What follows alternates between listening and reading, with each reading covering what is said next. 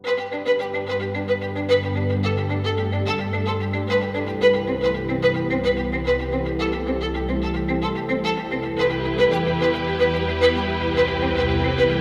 Lourdes. Thank you for being with us. St. Louis Press Club's Hour in the Now series. This is very kind of you to take time. Today is August 14th, 2020. And please introduce yourself and what you do. Hi. So first I want to say thank you for inviting me here. And my name is Lourdes Trevino Bailon. I am the co-founder or one of the co-founders for STL Juntos. And STL Juntos was created or began its beginnings right in March, right mid-March, when the first stay-at-home orders were given to St. Louis city and county and all our areas. And it came about because our Spanish-speaking people, who those are the ones we service, we were not sure that they were getting the information in their language. And so we decided to create this platform to have for them, that they can come in and look at all the information that's coming out in their own language in Spanish. Mm-hmm. Your site is pretty robust and full of great resources. So really, what prompted this? Where did you see the void? Was it language? Was it how things were said? If you would explain that, I think that would be very helpful. Yes. So what we were seeing is there were very few. It was a language basically, and very few were disseminating information in Spanish language. So we were concerned that the Spanish speaking were not getting the information. If you understood English, you were getting the information because there's so much out there. But the Spanish speaking was a little scarce. So we were wanting to make sure that we were getting that audience as well. So, of course, we're talking about health messages, certainly, and resources. So talk about behind the scenes. Well, first of all, talk about getting this up and going so quickly. I'm curious, the behind the scenes efforts to provide this resource to the Hispanic community. Would you speak on that, please? Yes. So our board, first of all, it was just me and a friend, Gabriela Ramirez Arellano. It was just a conversation that we were having, and we were looking at, we couldn't find very much in our language, in Spanish. And so because it was just her and I, we didn't have a big board to go to and try to figure out, can we do this? We were just able to translate the information and put it out there. So the first day that it came out, we had a conversation, and then the next day, I decided to create the Facebook page where I shared the stay-at-home order translated in Spanish, and we got a lot of hits. A lot of people were viewing it, and so at that point, we decided, you know what, these people want and need the information. They're looking for it. They just don't have it, and that's how it actually started out. I mean, we got a lot of views at the beginning. Then we, because of that, there was the Washington University medical staff and medical students from Washington University reached out to us, and they were looking for a platform to come out and share their information, because they were also seeing that gap, that they were not seeing the Spanish information in Spanish getting out there. And so they collaborated with us. They created videos and content for us, and we started pushing that out. We created and also did a few interviews with the doctors that were so nice to come on and speak to our community in Spanish. So we found out that we had like 5 or 6 doctors in infectious disease that speak Spanish in Washington University. So we didn't know about that. So it was very, very interesting. You keep referring to we. Now I know you're very active in the Hispanic business community, et cetera, et cetera. So we is a lot of different partners coming together, isn't it? Yeah, so we is STO Juntos. I call STO Juntos we. And the reason I call it we is because it's been such a great big collaboration of a lot of people. Yes, I do a lot of the work. I do a lot of, I created the web page, I manage the web page, I manage the Facebook, but to get that much content in there, I had to have help. And I could not have done it without everybody collaborating. And that's one of the things that I think has made it so successful, because we've been open always from the beginning to let people know that we're open and we're available. If there's anything that you want to share with the Spanish speaking people, if you have content, then bring it to us. We will share it for you, and we will make sure it gets disseminated and the people get it. And had we not done that, then I think we would be, it would have been a little bit harder. But if you go to our web page, you see information and resources from everywhere.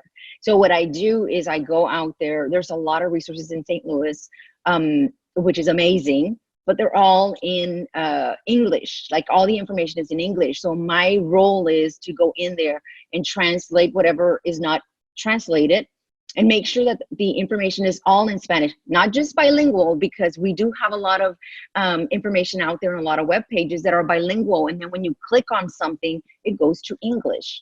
And that becomes a problem, because my Spanish speakers will be like, okay, well, what does it say now? I don't know what to do. So I make sure that they go through the whole thing, reading in Spanish the whole way, understanding what that organization is gonna give them.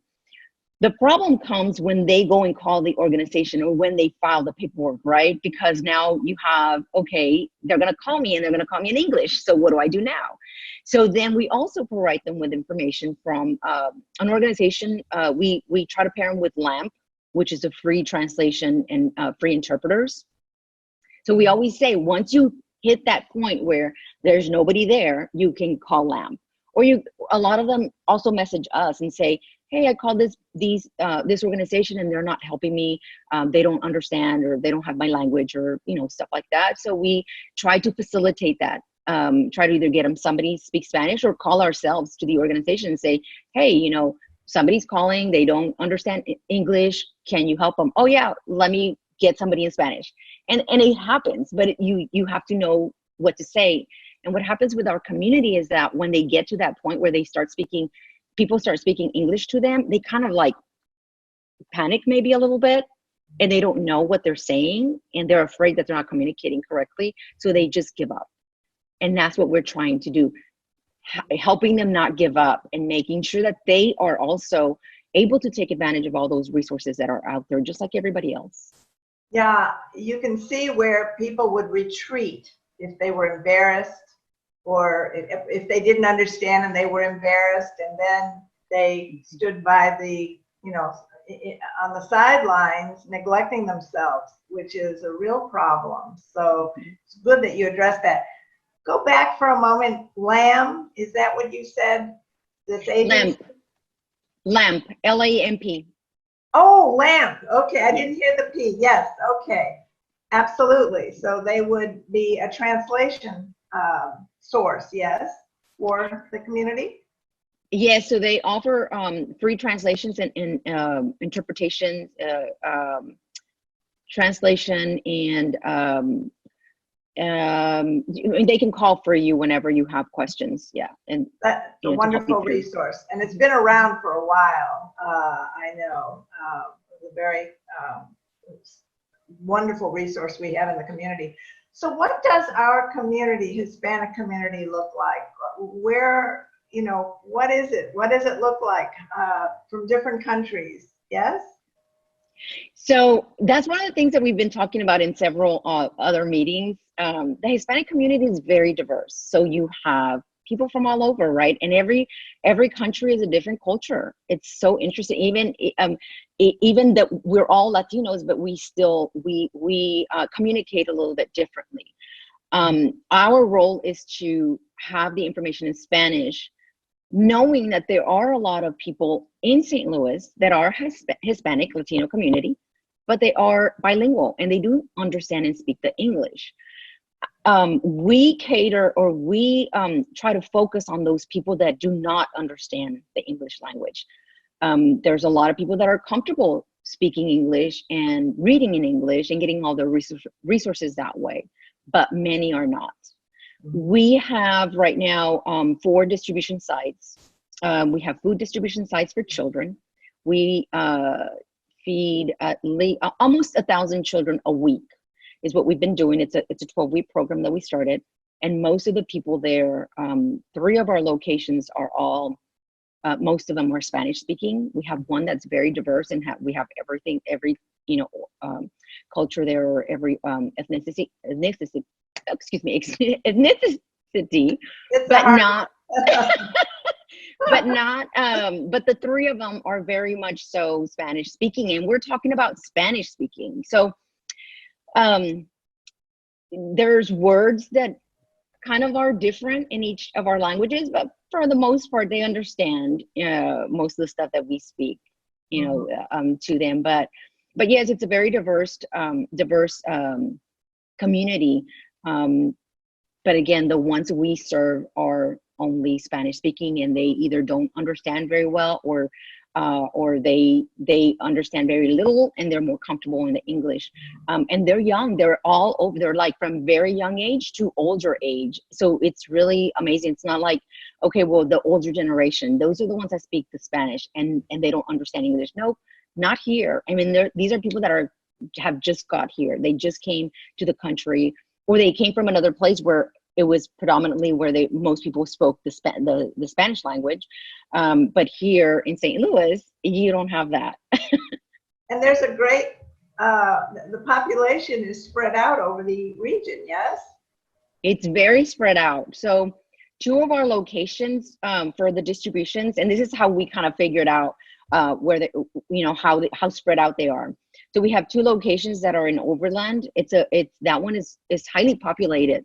Recently, it's actually one of the councilwomen were out at our distribution center, or our distribution site one time, and she was able to confirm that the community, the Spanish-speaking community, or Hispanic, Latino, is growing in Overland. More so than it has before. So we have there, and then we also have a location at Cherokee Street, and of course Cherokee is very populated with the Hispanic community. And then we have the Zion location as well, which is further south, south of 55. I think it's South City, somewhere like that. I think that's what it's called down there. I'm not too sure. But that one has a diverse other ethnicity. Geez, here we go again. Ethnic backgrounds. Ethnicities. Sorry. So here, so there we have other ethnic backgrounds, but we do have a lot of Latino as well. So yeah, they're very spread out. Very spread out. It's very interesting. Yeah. So it sounds as if you have both the qualitative and the quantitative information to feed your needs here as you give content to your website, certainly. So now let's think back a little bit when the George Floyd murder took place, and discussions about institutional and systemic racism. I sensed and I saw, I guess, that the Hispanic community participated in these discussions, the protests. Can you address that? Yes, so they were participating quite a bit, and I think we participate because we understand what it is, to be put in the racial inequality. We have been going through it as well for many years. I mean, this is nothing new for the Latino community. This is something that we have carried for many years. And so whenever our brothers and sisters are affected the same way, knowing that if they are being affected right now, we can be affected later, or another ethnic group will be affected. And so it is very important to participate in equality and make sure that we all get the equal attention and the equal rights and the equality. You know, I mean, we're all equal. We're all human. The health disparities certainly that we started to read about again, certainly during COVID, certainly made that clear that there are inequalities. I mean, the African American community, the Latinx community, and I again saw how much that was addressed. I know you have contact certainly with the various, as you mentioned, with WashU, other health facilities. How does that help you to present content on your website, speaking specifically to health? So being able to get information that is actually verified is extremely important. So nothing that we put on our website or our Facebook page will be unverified. So if we can't verify it and we know it's coming from a verified source, we just don't put it out there. So being able to collaborate with the Washington University medical staff and students has been a big part of us, because we were able to give that, you know, stamp that, hey, this is verified, and this is not just verified, but we are local. You know, one of the things that we were looking at in that our community was probably getting a lot of information about health and COVID and everything that was happening, but it was in New York, it was in Florida, it was in Texas, it was not in St. Louis. And so that was one of the things that was very important for us. We have to get people that are local, so then our community can understand that, listen, this is knocking on our doors, and we have to step up and figure out how are we going to stop this, because if we don't do it now, it's going to get worse. And of course, our Latino community, our minorities, we are the ones that are out there, you know, in the front lines now, that we call it, right? We're out there working. They can't stop. They don't have insurance to stop. They don't work for somebody that's going to cover them if they get sick. And so they have to continue working in order to pay their bills. And that's very important, and then on the other side, we're the ones that are getting sick. So really, there's an alliance here among all cultures. We have economic issues, we have health issues. The job issues are serious right now. Education, what about education issues? Geez, oh my God, the education issues that's just devastating, I would say. So now you have the people that we serve, right? Our Latino community that we're serving, they're mainly Spanish speaking. Now you have a parent at home that has to go and educate these children, and not just educate them, but now you have a teacher that has to communicate with the parent so they can know what they're teaching. Mm-hmm. And the parent has a language barrier. Mm-hmm. So that's a big disparity. I mean, I'm not sure what the schools are doing about it and how they're going to manage that, but I will say they're going to need a lot of interpreters. Mm-hmm. And that's going to be really hard, because yes, the Spanish speaking, the minorities, they're going to suffer the most. And we're not even talking about how do they get that access, you know, to the classes, the Zooms, the internet, you know, and now if they just have one device to use, and they have 5 children in the house, which a lot do. I mean, our distribution sites, we serve children, and they come in and it's like, oh, we have 5 kids in the house, we have 6 kids in the house, and I'm like, oh my God, how do you do with so many kids in the house? But that's going to be that's a problem, and that's a huge concern for us. One of the things, there's a woman that's trying to work in getting devices to children of families that are low resource. But I mean, I don't know how that's going to work. I just know that that's probably going to be a big impact on our children. What I liked seeing on the website is celebrating these heartwarming stories, such as the restaurateur whose place burned down and they were serving food to the community during all this. There are lots of heartwarming stories. Do you have some others to share with our audience?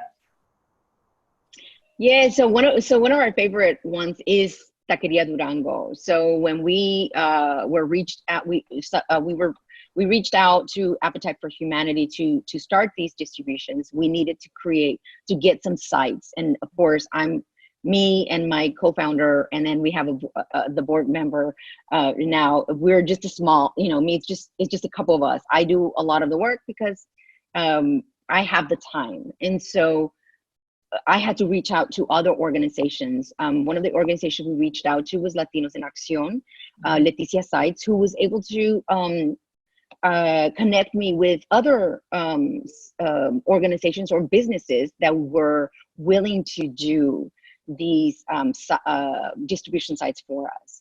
Taqueria Durango was one of them. We were on the newspaper. They lost their restaurant before the pandemic.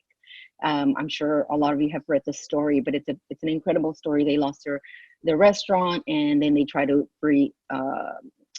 get it back up. It didn't work because the pandemic hit. So even that, despite all that, they opened their doors and they let us be there every week to serve. And there's 3 generations of the family that's out there just helping out, because they all volunteer. It's beautiful.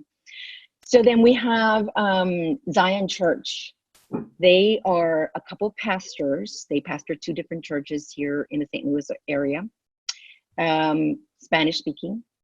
They have an incredible story. They were chosen to be brought here to the States from Salvador, I believe it was, and they were given the opportunity to educate them and just grow in their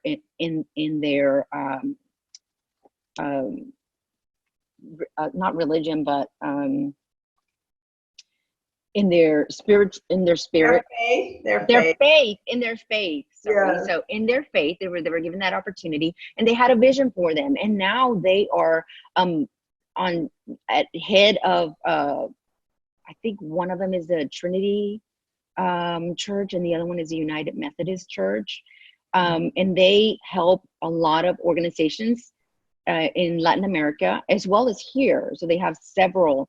They have another distribution site as well, but they're wonderful. I mean, they have a beautiful story too, but they would be better off saying it themselves. But they have a great story, and they pastor these churches. They're both Latinos.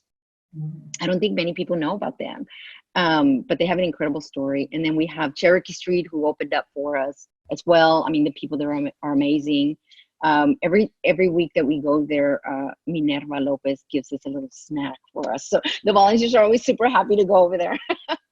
The local stories are just rich and need to be told. They add to the local information landscape. It really is. It's nice to hear that, this is what you're allowing to happen, certainly through STL Juntos. So I'm curious, you've started this now in the springtime, of course, under these circumstances, because of these circumstances.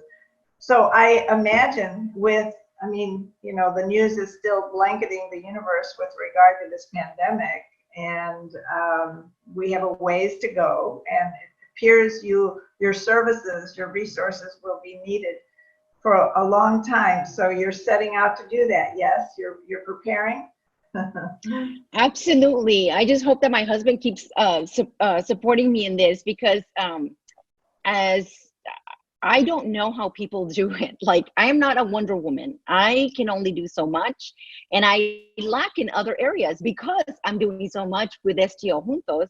Then I have to, back down on some of my other personal stuff. Thankfully, I don't have children at home. They're all grown, and I don't have to do that. But STL Juntos has a lot to go, and I hope that we are able to, we get support from the community, because it is so needed, and this is not gonna stop anytime soon. And I think it's a gap that's been here for a long time. We just had not created something that was constant on there. And you know what? It wasn't created because it is too much work. Yeah. And it's free work. And it's a lot of hours. I mean, I put in a lot of hours. I'm glad I'm doing it, because we are serving a community that needs to be served. But the problem becomes the funding, right? So, and I think that's what happens with a lot of organizations, that they have funding, but the funding is for certain other projects. Mhm. And so these projects like these that don't give you very much, because there's not much that comes out of it. The Latino community that I serve is not going to go vote for me at the city council or any other place. These are not people that are going to be out there giving me anything back, which is fine. I am very grateful, and it's very gratifying to be able to serve them. But I often wonder, that's probably why a lot of times it's not a community that's looked at. You kind of just like, everybody's too busy funding other projects, and that's a huge concern once I'm gone. Yeah. What is your business model? Speak to the business model, if you would. So one of the things that we do is that our main thing is we serve the Spanish speaking community. This is what we're going to do. We're going to serve the Spanish speaking. We grab the content. We share and make resources and information available to our Spanish speaking community. And I feel like sometimes I kind of bore people because I say that all the time, but I think that people need to understand that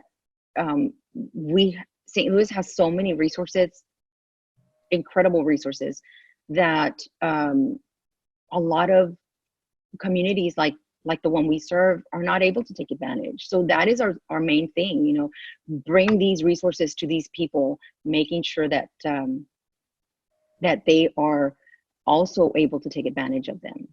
Mm-hmm. And how do you get the word out? Is it word of mouth with regard to your presence?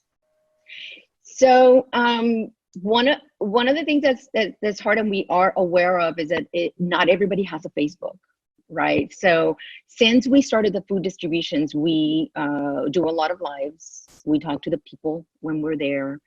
We try to encourage them to tell other friends and family about us. But even so, it's difficult. We do get a lot of messages of people asking us questions about resources. So then that is when we created our web page that we were able to get out there. And because of COVID, I mean, it's hard to get out there. A lot of people are not they're not going anywhere right now, right? We don't have the big festivals. We can't get our name out there other than Facebook is a big thing. We do make sure that we share on a lot of different other Facebook pages. We do a lot of Facebook. And one of the things that the Spanish speaking community has is word of mouth is amazing. So they speak to somebody about us, and that's how they communicate a lot. We don't have other platforms, although I know that they're very important to reach to them. I can't manage more than what I'm already managing, so that's difficult. But what we do is when we're out in the community during our distribution sites, we try to just talk to them and reach out and let them know that we're here and tell them so they can tell others. This week we had Alma de Mexico perform for us during our distribution site. So they came out with their beautiful dresses and their attire, and it was beautiful. And people were like on the line, waiting for their food and watching this. And so, stuff like that, I think, it helps them feel good and maybe speak to others about us. So that's our hope. But we're aware there's so much more to do, and it's so hard to reach them all because a lot of them don't have Facebook work. Yeah, you spoke to that, and you just did now, the fact that some do not have access to Facebook. And the access issue several years ago was major. It's probably much better now. More people have access, but how many do you think are out there who don't have access to electronic media? Well, broader bandwidth. Anyway. So I think they do. So a lot of Latinos are on social medias and social platforms, and most of them do have cell phones. We were watching a show on, oh my God, some TV Netflix show. It was on immigrants, and these people are like cell phones. They have cell phones. They can barely speak, but they have all cell phones. So they do have availability. The thing is that I'm not sure that they're on the platforms, right? On like how can we reach those people? And are they really on the Facebook, or are they on WhatsApp or TikTok, or I mean all those other platforms that there are. Right. But I do think that most of them do have access to something, right? At least to a phone. In fact, there was a study that just came out, a recent study, that I think it was like 95% of Latinos are like on social platforms in some way. Somewhere like it's something like really high. And I believe that they are, but the question is, are we reaching them? Are we reaching those people? And how do people reach them? Because I have talked to a lot of organizations that they say, well, because we've tried to collaborate with other organizations. Our food program will end in a couple of weeks, the end of this month. And so we are concerned as what's going to happen after that in September. Like, these people, where are they getting the food? So we're trying to connect with other organizations to perhaps set up something so they can have somewhere to come. And we ran across organizations saying, oh, we already serve a community like that area. We can't give you, anything else separate because we're serving that area. So my question is always like, well, how are you reaching that community? I mean, yes, you serve that area, but are you reaching the Spanish speaking?